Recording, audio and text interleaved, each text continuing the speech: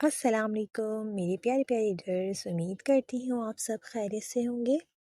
میں ہوں آپ کی رائٹر ہانا خان۔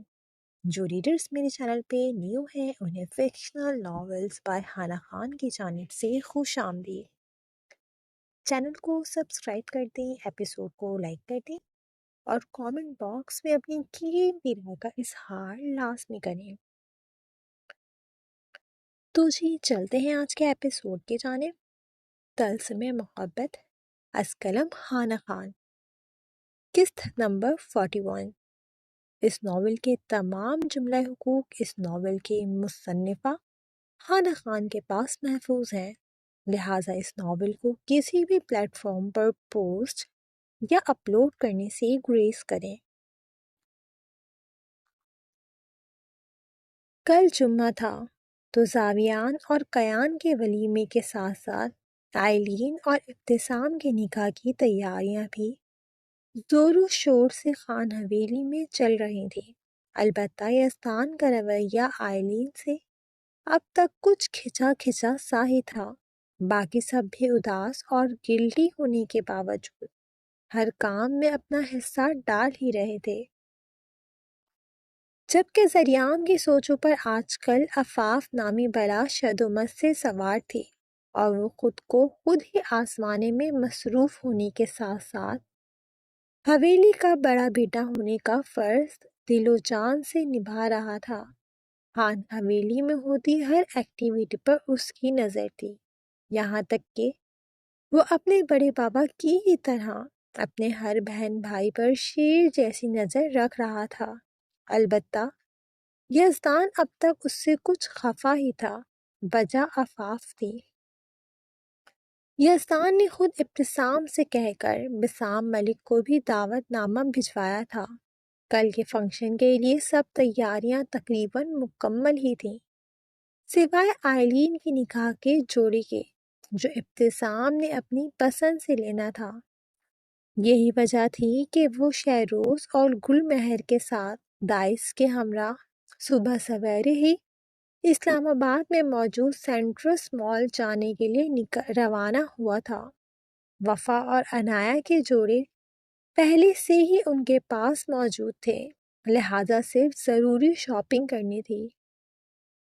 ابتسام کے کہنے پر ہی گل مہر اس کے ساتھ جا رہی تھی، جبکہ شہروز کو اپنی نئی اوپن کی گئی 5 اسٹار ہوٹل کی برانچ کا وزٹ کرنا تھا۔ ساتھ ہی اس نے زبردستی دائس کو بھی گھسیٹ لیا تھا، کیونکہ وہ دائس کو اپنی نئی برانچ کا وزٹ کروانا چاہتا تھا۔ یہی وجہ تھی کہ وہ بھی دائس کو لیے ابتسام اور گل مہر کے ساتھ ہی آ گیا تھا۔ ابھی ابتسام ڈرائیو کرنے کے ساتھ ساتھ شہروز اور دائس سے باتوں میں ہی مصروف تھا کہ اس کا فون رنگ ہوا۔ فون کے پار موجود شخص کی بات سنتے ابتسام کو اپنی رگیں تندی محسوس ہوئی۔ اس نے اس بندی کو کچھ ضروری ہدایت دیتے تیزی سے اپنی گاڑی کا رخ شاویز کی اپارٹمنٹ کی جانب کیا تھا، جس پر شہروز نے ناسمجھی سے اس کی جانب دیکھا تھا، جو جبڑے بیچے جتنا ہو سکتا تھا اتنی تیز ڈرائیونگ کر رہا تھا، اور گھنٹوں کا سفر اس نے چند منٹوں میں طے کرتے اپنی سیاہ فارچونر شاویز کے اپارٹمنٹ کی پارکنگ لاٹ میں روکی تھی۔ کیا ہوا ابتسام، تم یہاں کیوں لائے ہو؟ شہروز نے پریشانی سے پوچھا تھا، جبکہ گل مہر بھی پریشان ہوئی تھی۔ اس سوسائٹی میں شاویز کا اپارٹمنٹ تھا، وہ دونوں جانتے تھے۔ اس سے پہلے ابتسام شہروز کو کوئی جواب دیتا کہ اس کا خاص آدمی تیزی سے اس کی جانب آیا تھا۔ سائیں، مجھے یقین ہے وہ لوگ ملک کے لوگ ہیں، انہوں نے ہی سوسائٹی والوں کو بھڑکایا ہے اور اب خان صاحب کے اپارٹمنٹ کے باہر ہجوم لگائے بی بی کو ہراساں کرنے کی کوشش کر رہے ہیں۔ ابتسام کے خاص آدمی نے سنجیدگی سے کہا، جس پر ابتسام کی لائٹ براؤن آنکھوں میں لہو اترا تھا۔ شاویز، ابتسام نے غصہ ضبط کرتے ایک لفظی سوال پوچھا تھا۔ تھوڑی دیر پہلے ہی آئے ہیں ایس پی صاحب، مگر لوگ کافی برہم ہیں۔ بی بی جی کو اپارٹمنٹ سے باہر نکالنے کے لیے بضد ہے، اس آدمی نے پریشانی سے کہا۔ نور سیف ہے؟ ابتسام نے تیزی سے گاڑی کا دروازہ بند کرتے لمبے لمبے ڈھک پڑتے پریشانی سے پوچھا تھا، جبکہ شہروز اور دائس جو گل مہر کے ہمراہ پریشانی سے آگے بڑھ رہے تھے، تینوں کے ہی قدم نور کے نام سے تھمے تھے۔ دائس کا چہرہ سفید پڑا تھا۔ جی، اب تک اپارٹمنٹ میں محفوظ ہیں، اس آدمی نے تسلی سے کہا، جبکہ ابتسام ان چاروں کے ہمراہ تیز تیز قدم اٹھاتا بلڈنگ کی لفٹ کی جانب بڑھا۔ دائس، شہروز اور گل مہر کے ساتھ اس آدمی نے بھی ابتسام کی تقلید کی۔ ابتسام، نور کون ہے اور شاویز کے اپارٹمنٹ میں؟ شہروز نے سنجیدگی سے دبے دبے لفظوں میں اس معاملے کی وجہ جاننی چاہی، جس پر ابتسام جب تک وہ لوگ اوپر پہنچے نور کے پورے نام کے ساتھ وہ شاویز کو کب اور کیسے ملی سے لے کر وہ کون ہے اور یہاں کیوں ہے، سب بغیر رکے بتاتا چلا گیا، سوائے اس کے کہ اس کا تعلق ملکوں سے ہے، کیونکہ یہ بات وہ خود بھی نوران کو کسی کو بتانے سے سختی سے منع کر چکا تھا۔ کچھ ہی منٹوں میں وہ لوگ شاویز کے اپارٹمنٹ کے سامنے کھڑے تھے، جہاں شاویز دیوار کے مانند پولیس یونیفارم میں دروازے کے سامنے کھڑا تھا، اور کچھ پولیس کی وردی اور کچھ شاویز کے تنے اعصابوں کا کمال تھا کہ لوگ اس سے کافی فاصلے پر کھڑے بحث کر رہے تھے۔ وہ جانتے تھے آن ڈیوٹی آفیسر کے گریبان پر ہاتھ ڈالنے کے جرم میں شاویز انہیں حوالات کی ہوا بھی کھلا سکتا ہے۔ اے ایس پی صاحب، آپ کے بارے میں تو بڑی تعریفیں سن رکھی تھیں کہ عورتوں کی بڑی عزت کرتے ہیں، اور اپنے اپارٹمنٹ میں آپ نے ایک لڑکی رکھی ہے۔ آپ نے اب بتانا پسند کریں گے کس حیثیت سے وہ لڑکی آپ کے اپارٹمنٹ میں رہ رہی ہے؟ شہروز کے قدم اپنے کان میں پڑتے جملے پر زنجیر ہوئے۔ یہی حال گل مہر کا بھی تھا۔ جبکہ شاویز نے آنکھ اگلتی نظروں سے اس عورت کو دیکھا، لمحہ نہ لگا تھا شاویز کو یہ سمجھنے میں کہ وہ عورت اسی شخص کی ماں ہے جسے ایک لڑکی کو ہراساں کرنے کے جرم میں شاویز نے سزا دلوائی تھی۔ یکلخت شاویز کی آنکھوں میں لہو اترا۔ یہ سب پری پلان تھا۔ جبکہ ابتسام کے اشارے پر شہروز، دائس اور گل مہر وہیں سائٹ پر رک چکے تھے۔ اور آپ ہوتی کون ہیں محترمہ، مجھ سے یہ سوال پوچھنے والی؟ جہاں تک مجھے یاد ہے آپ اسی مجرم کی ماں ہے نا جسے کچھ مہینوں پہلے میں نے لڑکیوں کو ہراساں کرنے کے جرم میں سزا دلوائی تھی۔ شاویز نے لبوں پر استہزائیہ مسکراہٹ سجاتے آئبرو اچکا کر پرسکون لہجے میں کہا، جبکہ آنکھیں اس قدر سرخ تھیں کہ جیسے ابھی ان میں سے لہو ابل پڑے گا۔ بات اس کے امان میں موجود لڑکی کی تھی جس پر وہ ایک آنچ بھی آنا برداشت نہیں کر سکتا تھا۔ شاویز کی بات پر وہاں جمع ہوئے مجموعے نے حیرانگی سے اس عورت کو دیکھا تھا۔ آپ کو غلط فہمی ہوئی ہے سر، آپ ہمیں گمراہ نہیں کر سکتے، یہ شریفوں کی سوسائٹی ہے، آپ ایسے کیسے بغیر کسی رشتے کے ایک جوان لڑکی کو اپنے اپارٹمنٹ میں رکھ سکتے ہیں؟ وہ عورت جو شاویز کے سوال پر گڑبڑا گئی تھی اچانک سے سنبھل کر بولی، جبکہ شاویز نے سختی سے لب بیچے۔ غلطی اس کی ہی تھی، وہ جانتا تھا کہ اس کے کئی دشمن ہیں جو بس ایک موقع کے انتظار میں تھے۔ اور صرف اس کی لاپرواہی پر اس کے ساتھ ساتھ ایک معصوم لڑکی کو بھی گھسیٹ لیا گیا تھا، حالانکہ ان کا کوئی تعلق نہیں تھا۔ جی اے ایس پی صاحب، آپ ایسے کیسے اس لڑکی کو یہاں رکھ سکتے ہیں؟ اسے ابھی کے ابھی آپ یہاں سے نکالیں، ورنہ آپ کی شکایت اوپر آپ کے ڈپارٹمنٹ میں کریں گے۔ یہ ایک آدمی تھا جو شکل سے یہاں کا نہیں لگ رہا تھا۔ تو میری شکایت کرے گا؟ تیری اوقات ہے؟ چاویز نے ضبط کے باوجود بھی ایک زوردار مکہ اس آدمی کے چہرے پر رسید کیا تھا جس پر وہ درد سے کڑھاتے زمین پر گرا تھا۔ اس عورت کے ساتھ یہی آدمی کافی دیر سے آگے بڑھ کر لوگوں کو اکسا رہا تھا۔ چاویز کا دل کیا اس آدمی کی ہڈی پسلی توڑ دے، جبکہ ہجوم میں چہمہ گوئیاں ہونا شروع ہو چکی تھیں۔ کیا تماشا ہے یہ؟ چاویز کو ہائپر ہوتے دیکھ کر ابتسام تیزی سے آگے آیا تھا۔ یہ دیکھو، توبہ توبہ، کیا دور آ گیا ہے! ایک تو لڑکی رکھی ہے، اوپر سے مردوں کا آنا جانا لگا رکھا ہے۔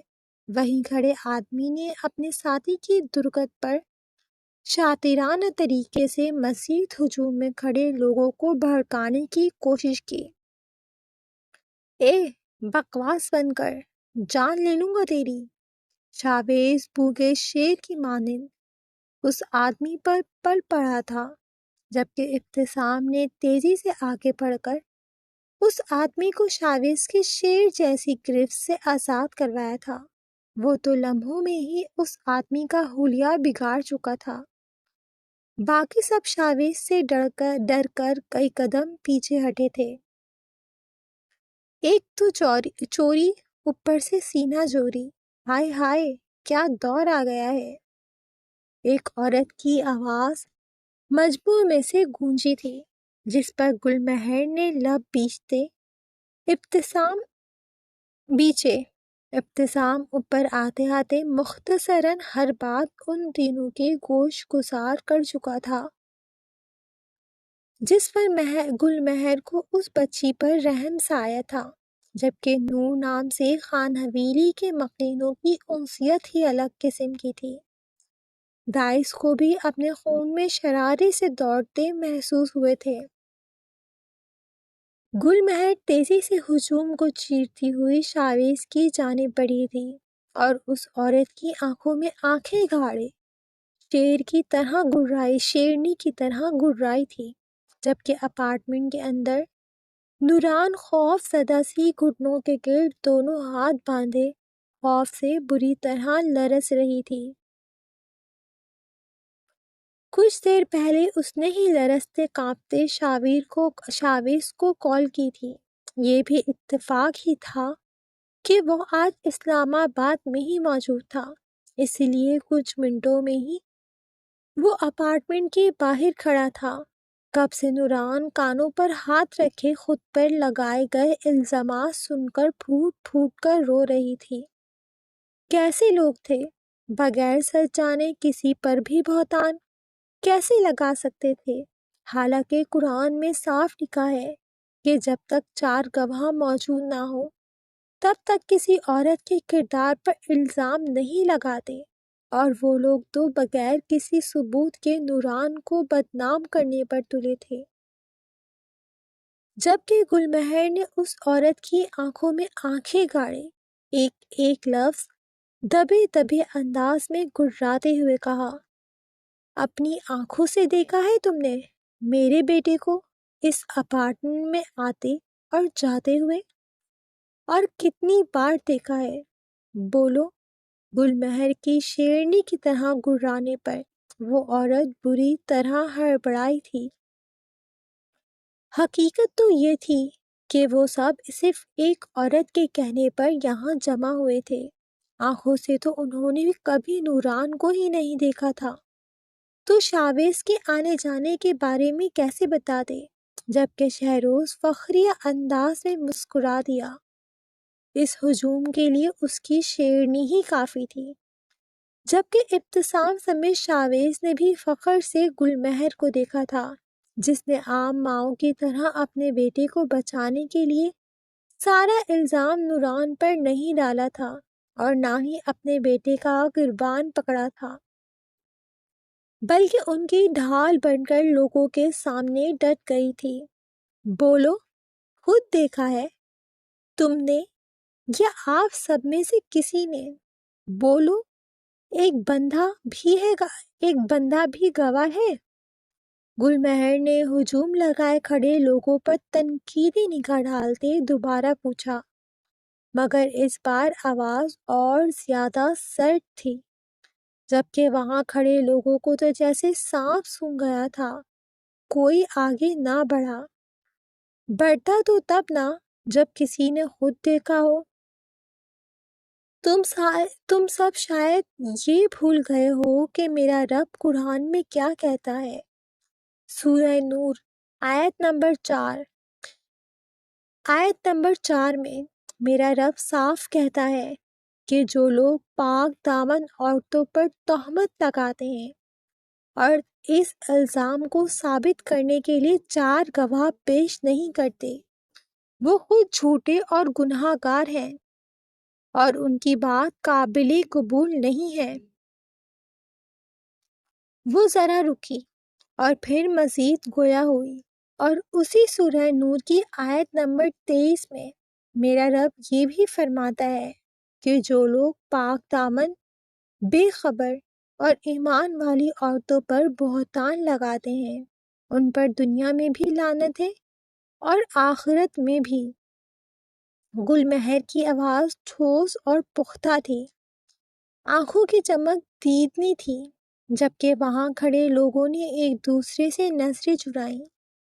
یہ ہمارے معاشرے کا المیہ بن چکا ہے کہ کسی کی بہن بیٹی پر بڑے ہی آرام سے ہم الزام لگا دیتے ہیں۔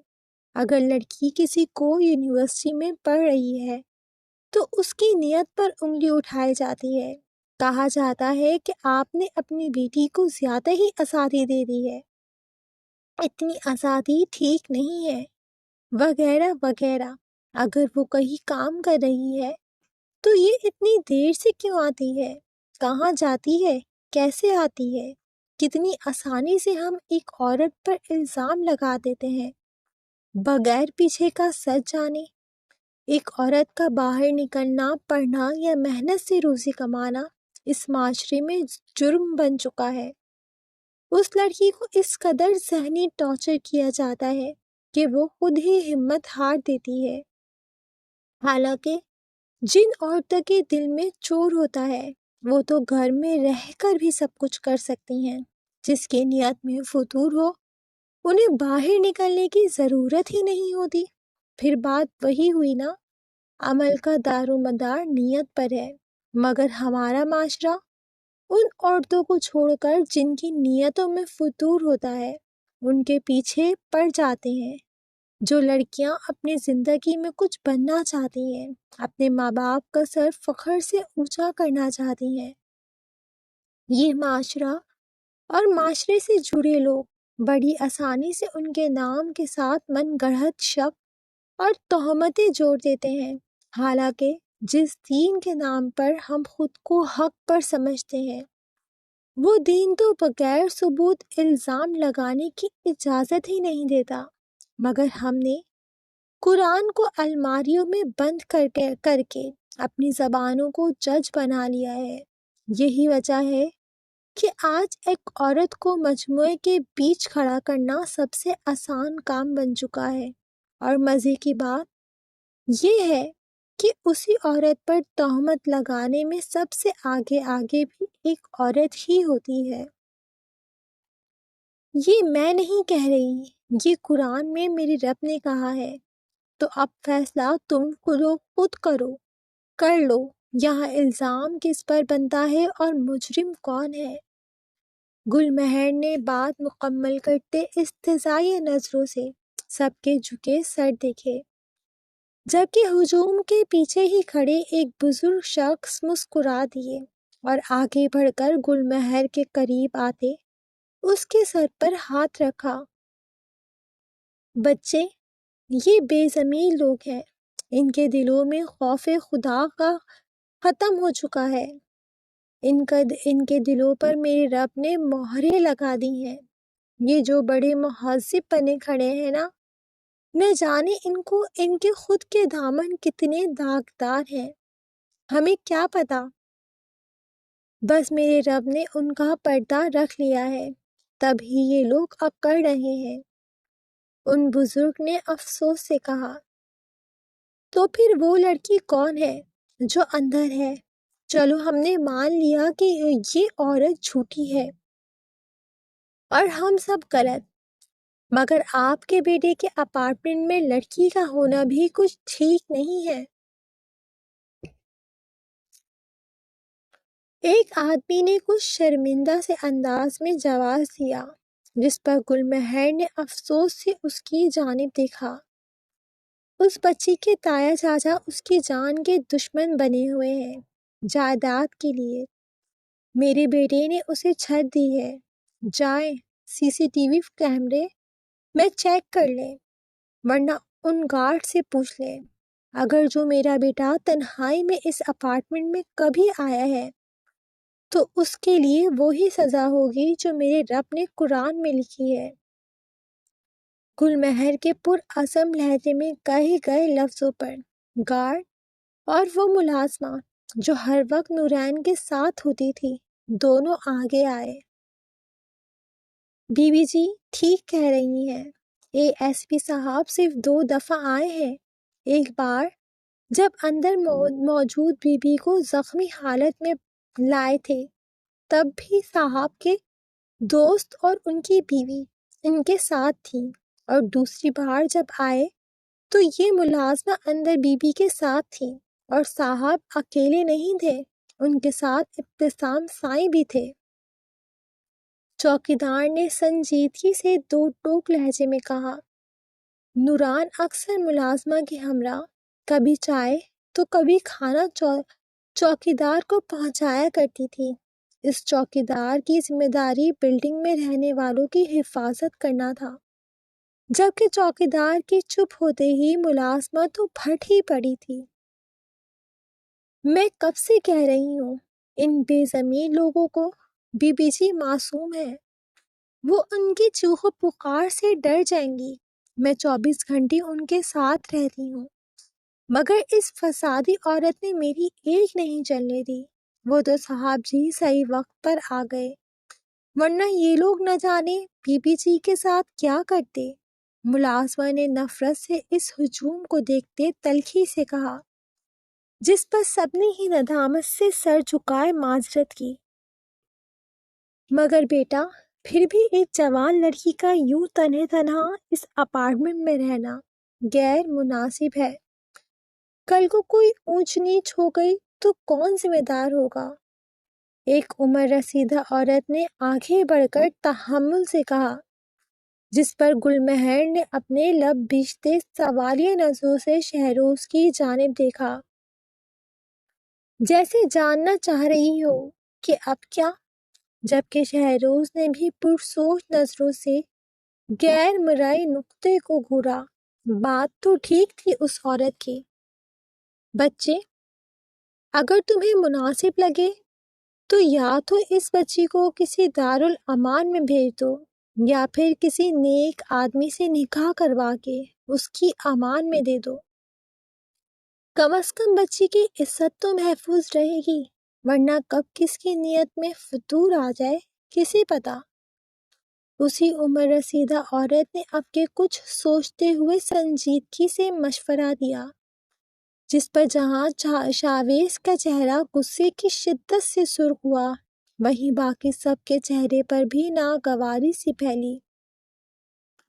یہ ہمارا مسئلہ ہے، ہم حل کر لیں گے، وہ بچی اب میری ذمہ داری ہے، آپ بے فکر رہیں۔ گل مہر نے ناگواریت کے تاثرات چھپاتے سنجیدگی سے کہا، جس پر ان ضعیف عورت کے نقوش کچھ بگڑے تھے۔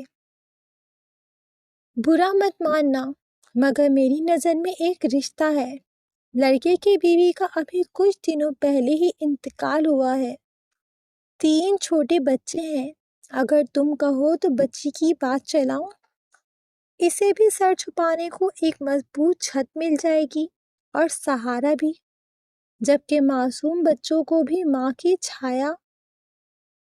بکواس بند کریں، ہم آپ کی فضول باتیں برداشت کر رہے ہیں، ہے نا؟ یہی کافی ہے۔ آئی بڑی رشتے دکھانے والی، اپنا راستہ ناپیے، ہم خود فیصلہ کر لیں گے جو مناسب ہوگا۔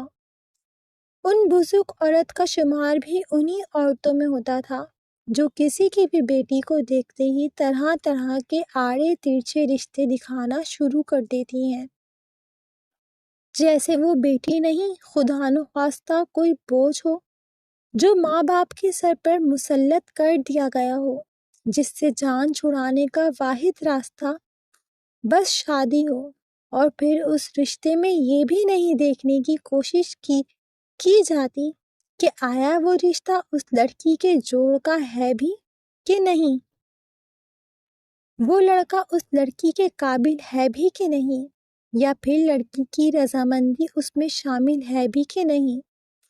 بس کسی نہ کسی کے حوالے کر دینا ہی کافی ہے، پھر چاہے وہ لڑکی آگے کیسی بھی زندگی گزارے۔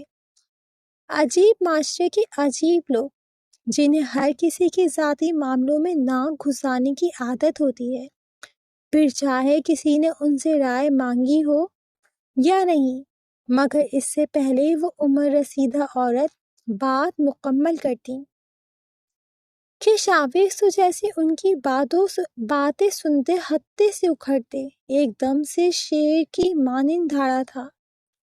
آنکھوں کے سامنے نوران کا معصوم سا چہرہ گھوما تو اس کا دل لمحے کو لرزا۔ وہ معصوم لڑکی اس کی حفاظت میں تھی، کوئی گئے گزری نہ تھی جو 3 بچوں کے باپ سے اس کا نکاح کروا دیا جاتا۔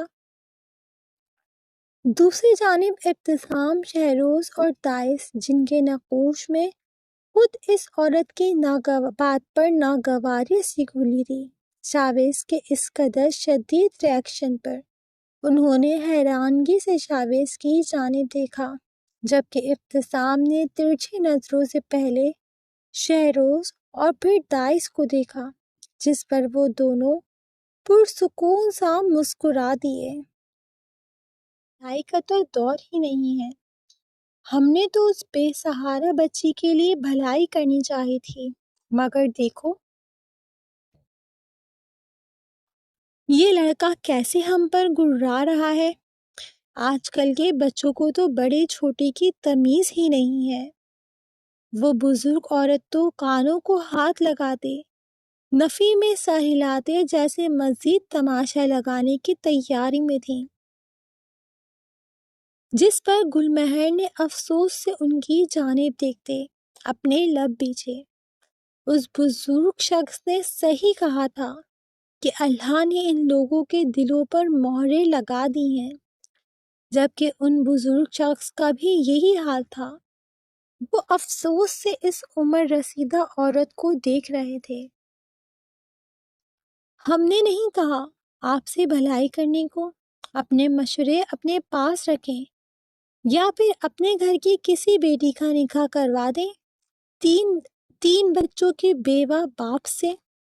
شاویز نے تو جیسے ہر لحاظ بلائے طاق کیا تھا، کب سے ہو رہے تماشے سے اس کا دماغ ہی جیسے گھوم گیا تھا، جبکہ دائس اور ابتسام نے لبوں کو بھیجتے بڑی مشکل سے شاویز کے آخری لفظوں پر قہقہ ضبط کیا تھا، جس پر شہروز نے ان دونوں کو گھورا تھا، جبکہ اس عورت نے آنکھیں پھاڑ کر شاویز کو دیکھا تھا۔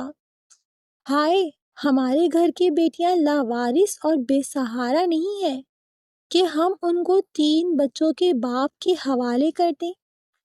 وہ عورت جو ابھی کچھ دیر پہلے نوران سے ہمدردی دکھا رہی تھی، اپنے گھر کی بیٹیوں پر بات آتے دیکھ کر ایک دم سے تنک کر بولی، جس پر گل مہر تنزیہ سا ہنس دی۔ پہلی چیز، جیسا آپ اپنے بچوں کے لیے سوچیں ویسا ہی دوسرے بچوں کے لیے بھی سوچو۔ یہی میرا مذہب اور میرا رب کہتا ہے۔ اور دوسری بات، شاید آپ نے سنا نہیں، میں نے کہا تھا وہ بچی اپنی جان بچانے کے لیے گھر سے بھاگی ہے۔ اس کے پاس گھر بھی ہے، زمین بھی ہے اور جائیداد بھی، تو وہ بے سہارا کیسے ہوئی؟ گل مہر نے ٹھہر ٹھہر کر ایک ایک لفظ ادا کرتے اس عورت کی آنکھوں میں جھانکا، جس پر اس عورت کی آنکھیں یکلٹ چمکی۔ ہائے، تو پھر میرا پوتا ہے نا، اس سے کروا دو شادی، بڑا نیک بچہ ہے، بچی کو خوش رکھے گا۔ اس عورت نے فوراً زمین جائیداد کا سنتے پیترا بدلا تھا، جس پر شاویز کہکا لگا کر ہنس دیا۔ یہی حال گل مہر کا تھا، مگر اس نے نفی میں سر ہلاتے صرف مسکرانے پر اکتفا کیا۔ جیسے آپ کی آنکھوں میں زمین جائیداد کا سن کر چمک دوڑی ہے، بالکل ویسے ہی آپ کا پوتا بھی نیک ہوگا، ہے نا؟ شاویز نے آنکھیں ٹپٹپاتے سنجیدگی سے کچھ جھک کر طنزیہ لہجے میں پوچھا تھا، جس پر وہ عورت بری طرح گڑبڑائی تھی۔ ہائے، ہم تو نیکی کر رہے تھے، ورنہ بھلا گھر سے بھاگی ہوئی لڑکی کو کون قبول؟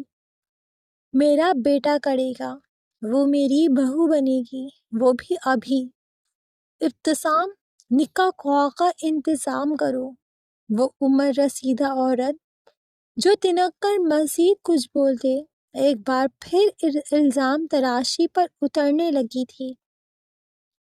گل مہر نے ان کی آنکھوں میں اپنی آنکھیں گاڑ کر دو ٹوک لہجے میں سنجیدگی سے کہا، جبکہ شاویز نے بے یقینی سے چونک کر اپنی موری کی جانب دیکھا، مگر اس سے پہلے وہ گل مہر کو ٹوکتا کہ ابتسام نے آگے بڑھ کر اس کے کندھے پر ہاتھ رکھتے اسے خاموش رہنے کا اشارہ کیا، جس پر شاویز بھی لب بیچتے آنکھیں ضبط کے مارے مون گیا۔ اسے پتا تھا اگر وہ ابھی کچھ بولے گا تو بات مزید بگڑ جائے گی، اسی لیے فی الحال کے لیے خاموشی اختیار کر لی۔ جبکہ وہ عورت بازی پلٹتے دیکھ کر اول فول بکتی وہاں سے نکلتی چلی گئی۔ تھوڑی ہی دیر میں بھیڑ چھٹنے لگی تو وہ عورت جس کے کہنے پر یہ تماشا لگا تھا، اسے بھیڑ میں سے غائب ہوتے دیکھ کر ملازمہ نے آگے بڑھ کر اس کا بازو سختی سے تھامتے اسے گھور کر دیکھا۔ اس کے باقی ساتھیوں کو شاویز کے یونیفارم میں موجود گارڈز حراست میں لے چکے تھے۔ اس عورت سمیت اس کے سارے ساتھیوں کو حوالات کی ہوا کھلاؤ، باقی سچ تو میں خود اگلوا لوں گا۔ شاویز نے اپارٹمنٹ کا لاک کھولتے سنجیدگی سے ان لوگوں کو جانے کا اشارہ کرتے اپنا حکم سنایا، جس پر وہ عورت روتی پیٹتی منتیں کرتی وہاں سے پولیس یونیفارم میں موجود حوالداروں کے ساتھ چلی گئی تھی۔ وہ بہت برا پھنسی تھی، جبکہ شاویز نے لاک کھولنے کے ساتھ گل مہر سے بات کرنے کا ارادہ کیا تھا۔ فی الحال وہ کسی صورت نوران سے نکاح کرنے کے حق میں نہیں تھا۔ امید کرتی ہوں ہر ایپیسوڈ کی طرح آپ کو یہ ایپیسوڈ بھی پسند آیا ہوگا۔ تو پھر کیا لگتا ہے، کیا ہو جائے گا شاویز اور نوران کا نکاح، یا پھر گل مہر کو شاویز گل مہر کے ارادے سے ہٹا دے گا؟ اپنی رائے کا اظہار کامنٹ باکس میں لازمی کریں، ایپیسوڈ کو لائک کر دیں، چینل کو جن ریڈرز نے اب تک چینل کو سبسکرائب نہیں کرا ہوا سبسکرائب کر دیں، اور کامنٹ باکس میں اپنا آج کا پسندیدہ سین، کردار یا ڈائلاگ لازمی مینشن کریں۔